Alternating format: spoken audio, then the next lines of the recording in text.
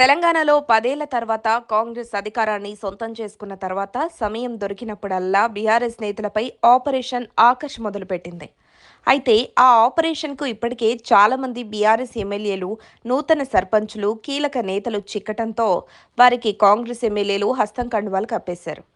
ఇంతవరకు బాగానే ఉంది. అయితే ఇప్పుడు కాంగ్రెస్ ఆపరేషన్ ఆకర్ష్ లిస్టులో బీఆర్ఎస్ నుంచి కాంగ్రెస్లో చేరేది ఎవరనేది చర్చనీయాంశంగా మారింది.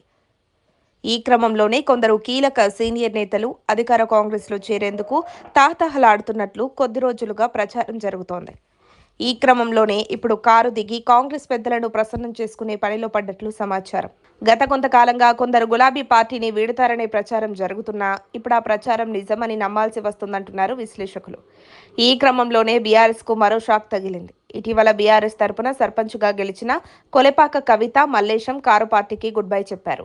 ఈ సందర్భంలోనే గంగాధర మండలం మల్లాపూర్ గ్రామ బీఆర్ఎస్ పార్టీ సర్పంచ్ కొలెపాక కవిత, మల్లేశం ఎమ్మెల్యే మేడిపల్లి సత్యం సమక్షంలో కాంగ్రెస్ పార్టీలో చేరారు. కరీంనగర్లోని ఎమ్మెల్యే నివాసంలో సర్పంచ్ కవిత మల్లేశంకు పార్టీ కండువాలు కప్పి కాంగ్రెస్ పార్టీలోకి ఎమ్మెల్యే సత్యం ఆహ్వానించారు.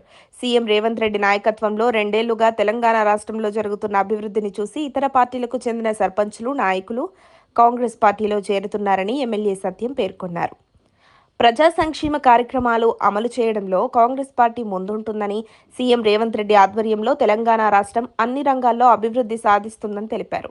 చొప్పదండి నియోజకవర్గంలోని ప్రతి గ్రామాన్ని అన్ని రంగాల్లో అభివృద్ధి చేయడానికి కృషి చేస్తామని తెలిపారు. ఇక ముందు ఎంపీటీసీ, జెడ్పీటీసీ ఎన్నికల్లోపు అధికార కాంగ్రెస్లోకి భారీ చేరికలు ఉండనున్నట్లు తెలుస్తోంది. ఇలా బీఆర్ఎస్లో గెలిచిన నూతన సర్పంచులు ఒక్కొక్కరిగా అధికార కాంగ్రెస్ కూటికి చేరుతుండడం గులాబీ నాయకత్వానికి ఇబ్బందిగా మారిందట. ఇప్పటికే కేటీఆర్ గ్రామ పంచాయతీ ఎన్నికల్లో బీఆర్ఎస్కు మెరుగైన ఫలితాలు వచ్చాయని పలు సందర్భాల్లో చెప్పారు. అయితే ఆ పార్టీలో గెలిచిన సర్పంచులు, వార్డు మెంబర్లు కారులో కొనసాగలేవని హస్తంతో జతకట్టడం కేటీఆర్కు మింగుడు పడ్డం లేదట.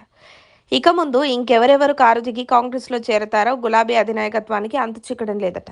ఇప్పటికే పదవులన్నీ కేటీఆర్, హరీష్ అనుచరులకు ఇస్తుండటంతో క్యాడర్కు ఎలా న్యాయం చేస్తారన్న వాదన వినిపిస్తుంది.